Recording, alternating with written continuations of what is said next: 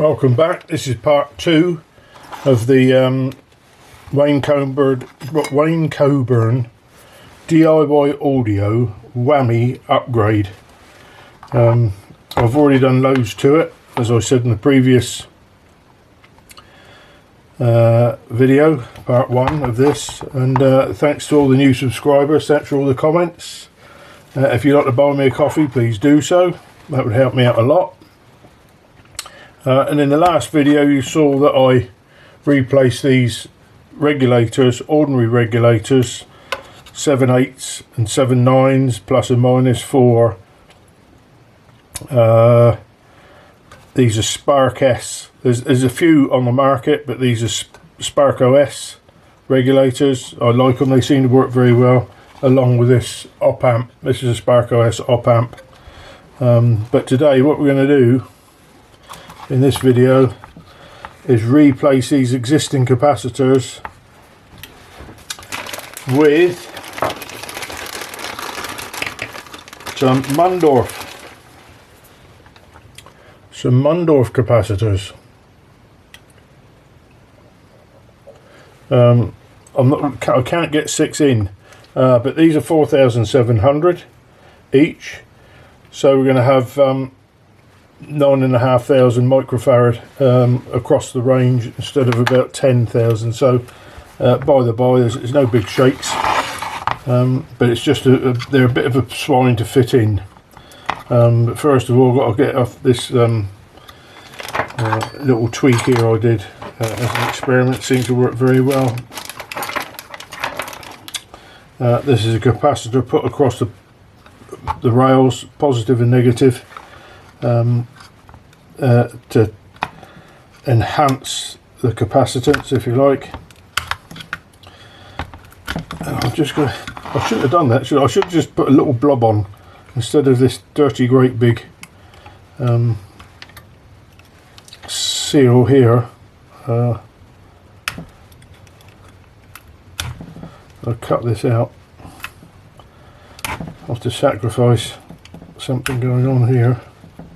There we go. Same this side.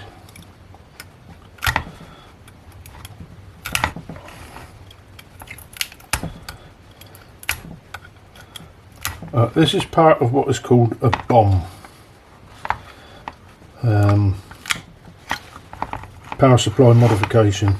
There's a special bit of filtering here either side. We'll come to that in a minute.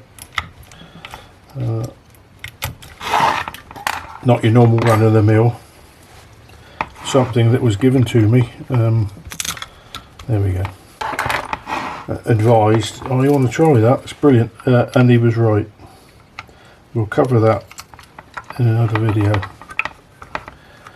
It's a bit fiddly here to get this out. There we go. And it's a bit fiddly. Just let me have a tidy up. Always have a tidy up as you go. Tidy, tidy, tidy.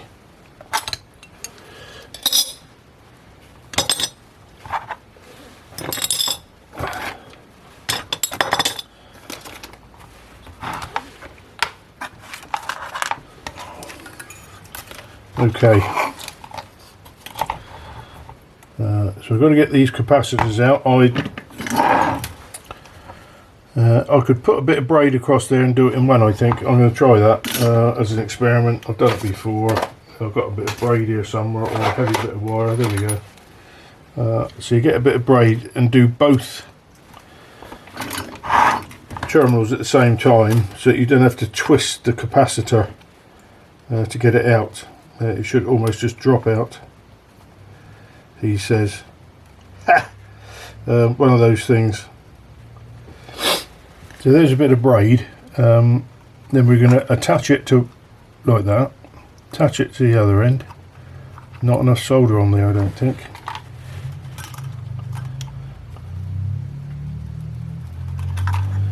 And flux is our friend.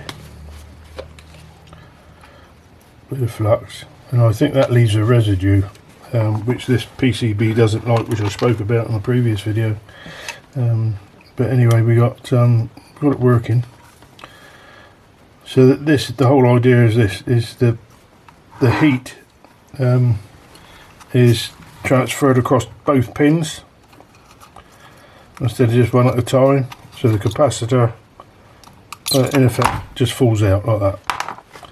So we're going to move along, do another one.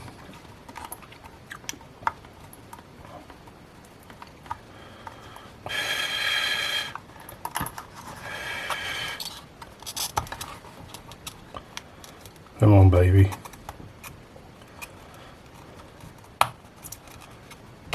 There we go. It's easy as that. So I've got those caps out, they're all out. I've now got to go along and make some holes accessible for the new Mundorf capacitors.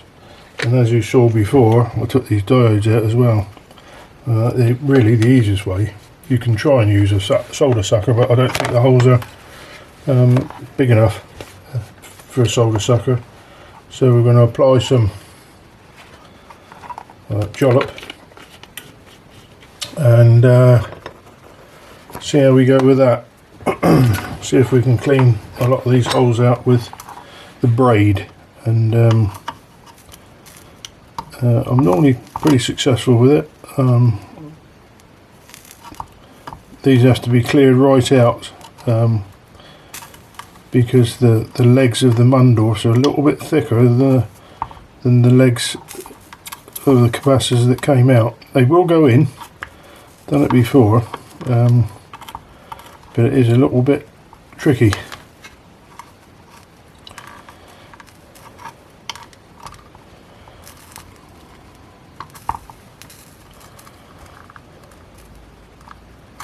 Like that.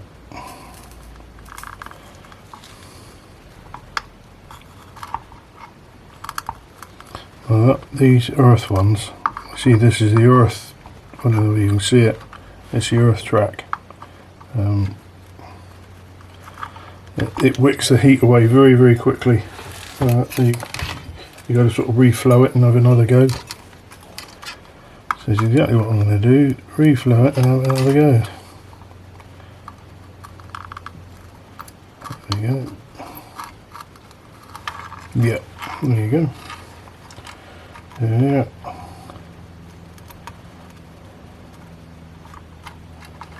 No. More flux.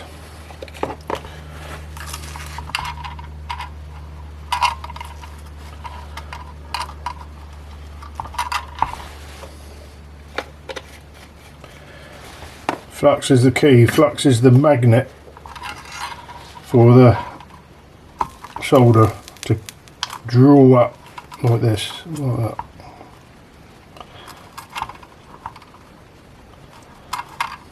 That one's not playing game. That one's probably not going to play ball. Not enough solder on it. So there you go.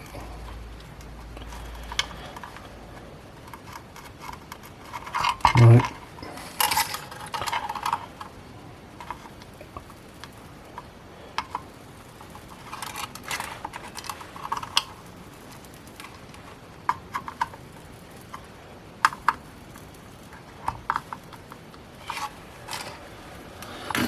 More flux.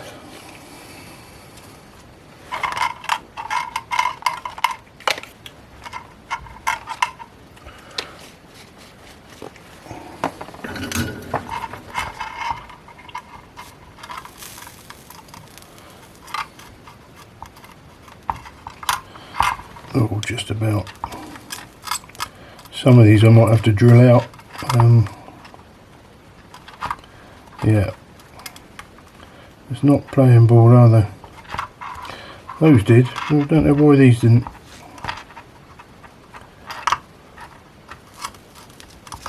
That one's probably okay.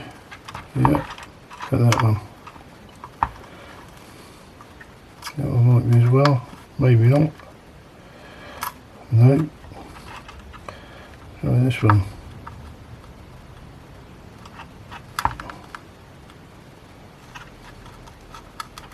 Yeah.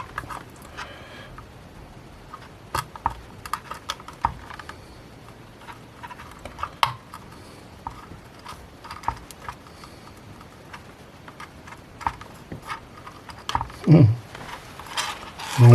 we go back to the gun. See if we can get this out with that. Plenty of heat. Yep. Plenty of heat. Nope. Plenty of heat. Nope. More solder.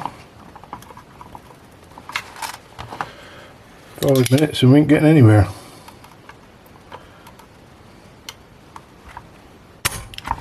Yep. I'll put some more in there. Yep. I want to try and get some of these out on there. Yep. And I think that one there.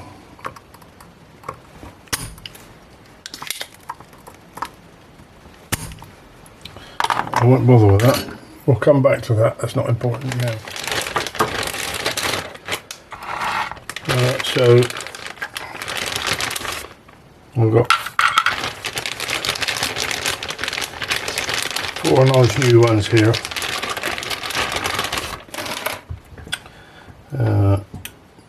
Yeah, there's no burrs on those, so move a bit of kit out of the way. I'm not going to use those.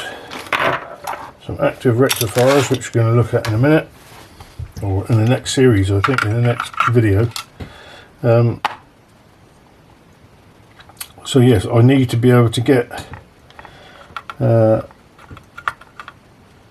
these down. So that one there,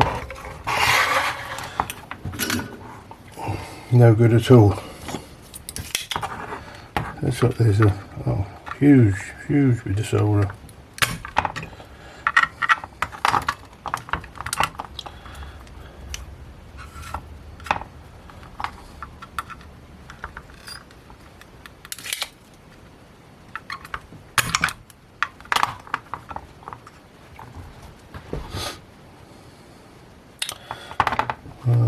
Let me go. I'll clear this one out. I'm going to be using this one.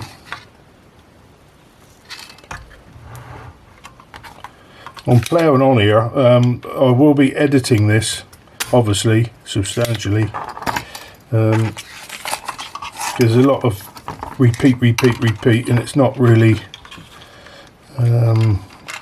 beneficial. So that, that one's gone.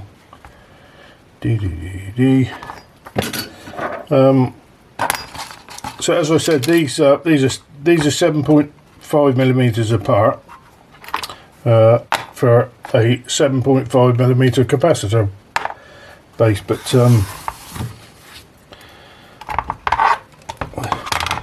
we're going to squeeze these in with a bit of judicial bending.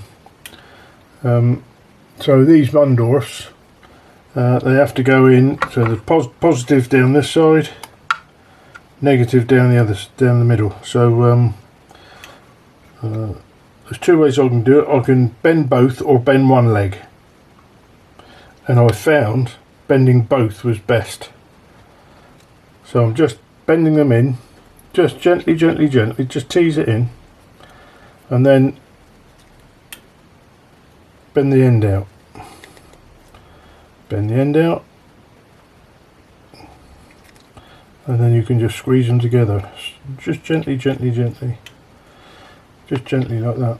And I'm sure there's plenty of people say, you can't do that, that's not the way to do it. I don't care. This is DIY.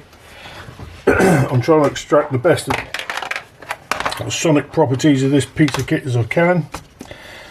So I'll just set up my measuring device, 0 to I think it's 7.5, centre to centre. Oh no, it's not. This is it is 8.25. 8.25. Yeah, 8.25. So I can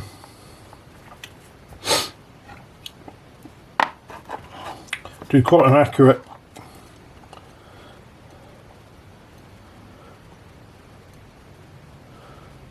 they're too narrow. So just gently take one out.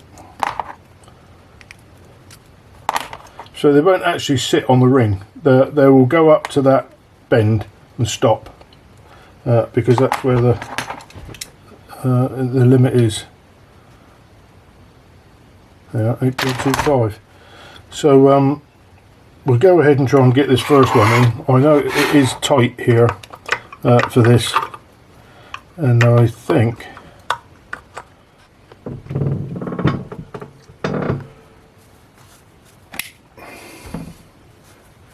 okay. I had to plough on. I went on stuff these capacitors in, put these capacitors in, and I also got carried away and installed these active rectifiers that you can see here.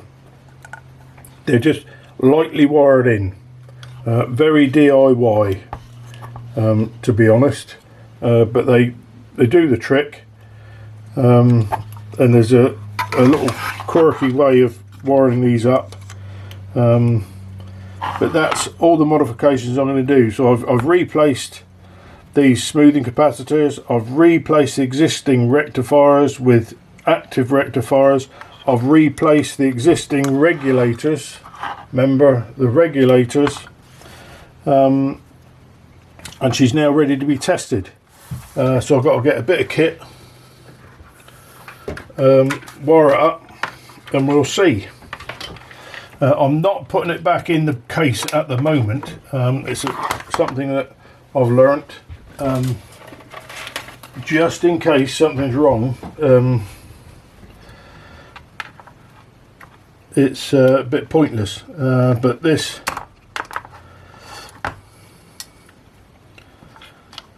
just to make sure, I'll check everything. I think it's that one and that one, and we're going to connect up a multimeter or two, or maybe one, and we'll just check that everything is hunky-dory. On the variac, I've got a variac over in the left hand side here, and we'll just see. What we're looking for is some LEDs to spark up, first things first, and we want to check some voltages.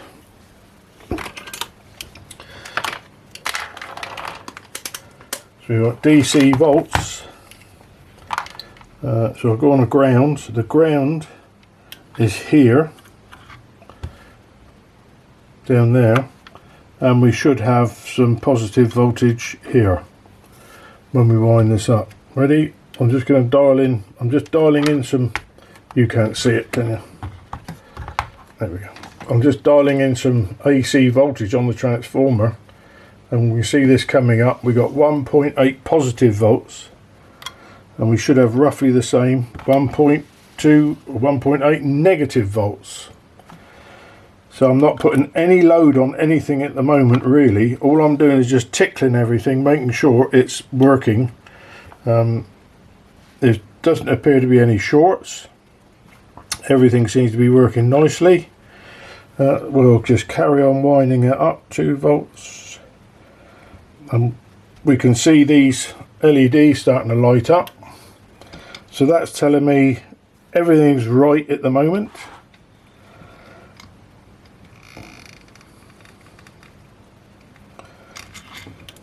That LED is not working, but I'm still going to carry on. 100 volts. We've got 100 volts, and we've got 11 volts. We've got 150 volts AC, and we got 15 volts on the rails at the moment. These are 15 volt regulators, so I think it goes to about 20 some odd. And we got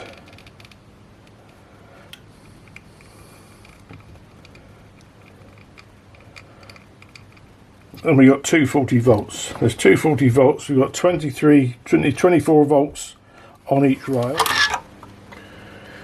So we need some screws. I think we've got some standoffs. Standoffs are on here. The screw goes in there. That's the way it is. That goes there. Just whip him up. I'll put that light on, see what happens.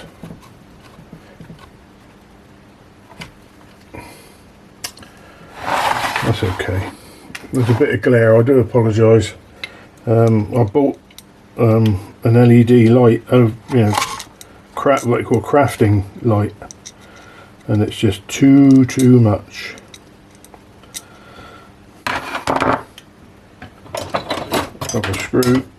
Proper screw for the job. Screwdriver.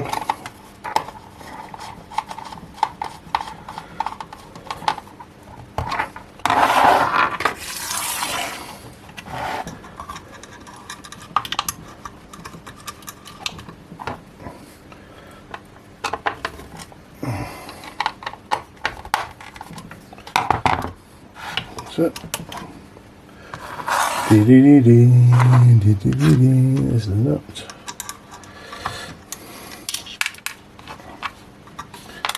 I can't quite do that in the moment. It's not right. Bear with me. There's an LED that pokes out. It's only held on by its own wire. But, there it is. There, look.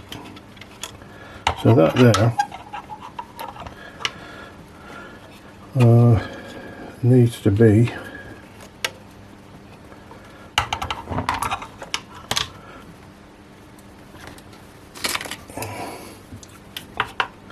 Guided.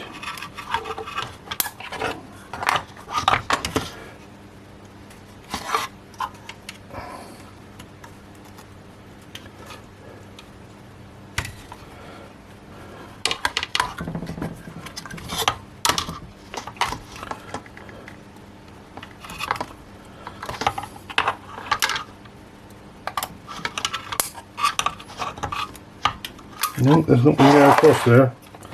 I need to move this. Can't see what I'm doing, I don't think. Yes, you can. From that pin to that pin.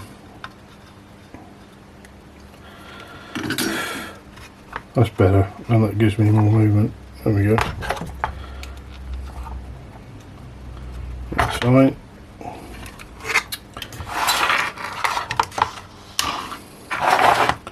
Try again. That goes there. That goes there. In tight. Lovely. Screws.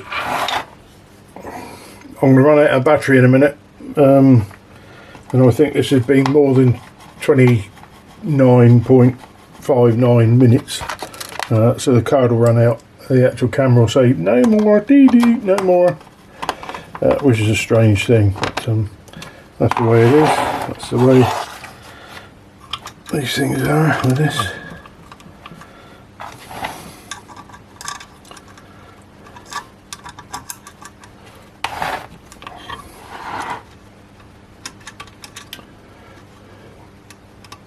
Get on.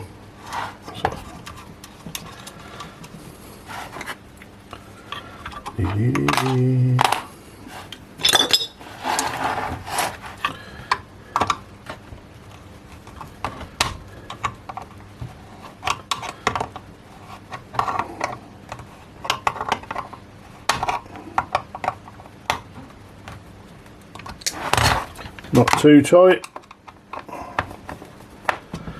Back those off and do them back up. That's fine. These two, one goes there. This is the mains in to this little Linden transformer. One at a time.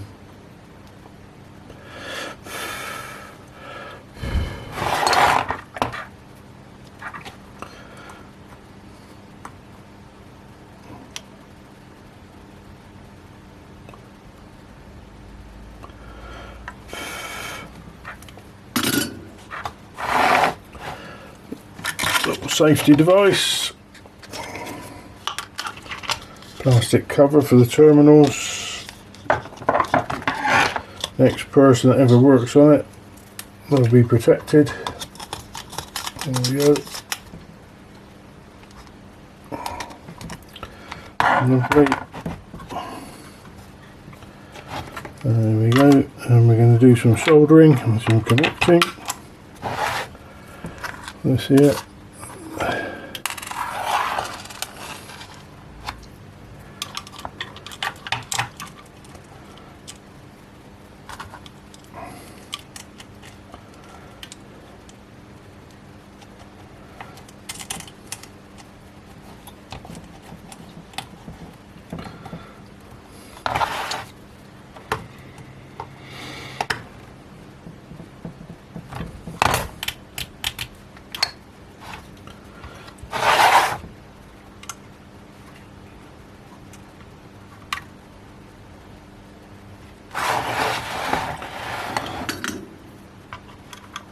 So we have a output there. Need a bit of solder.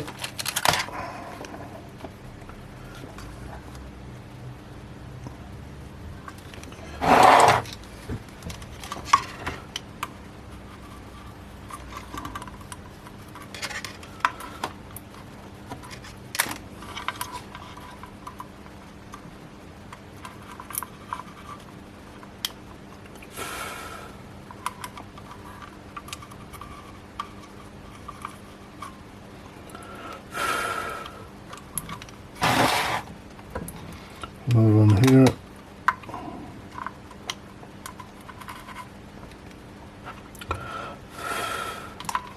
Lovely.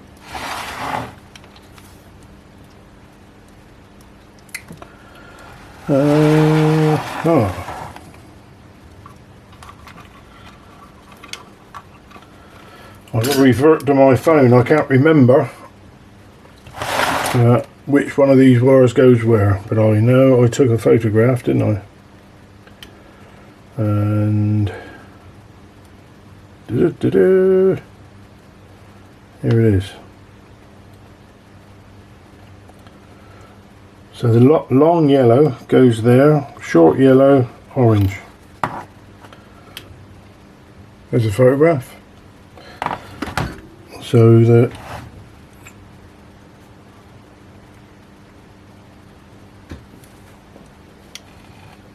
yellow, short yellow, goes here. I have to put some solder on there.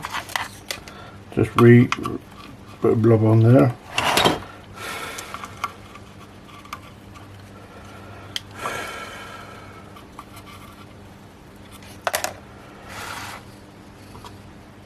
The orange, which is the left channel, goes there.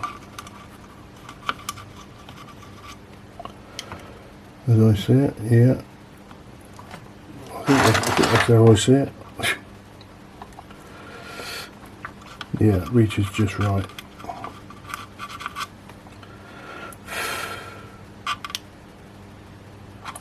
Yeah. And we got, oh damn, no, that's not right, is it? So orange, just tin it up, come on. Orange.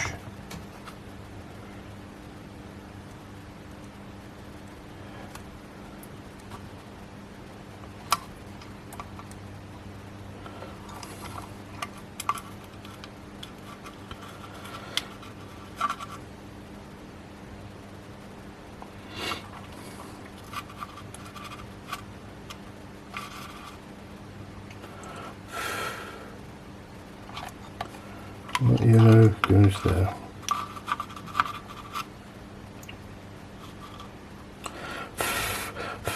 There we go.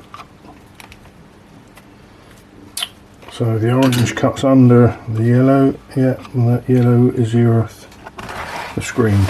Yes. So in theory, all being subjective,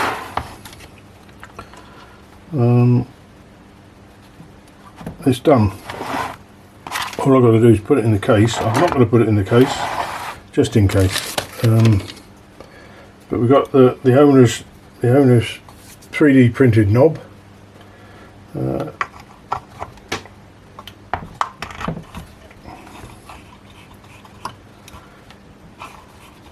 And I'll now go away and test this. So it's all lit up, all working. I can't do any more than that, otherwise YouTube will slap me down. So all I've got to do is put the case back on, hand it back to the owner. Many thanks for watching. Nice little project. If you're into a headphone amp, it works extremely well as a headphone amp. And it works, I'm going to say, even better as a preamp with the associated modifications that I've just done. Either way, it's a cracking bit of kit. It elevates it quite somewhat. Until the next time, keep well. Thank you very much, and buy me a coffee. Bye.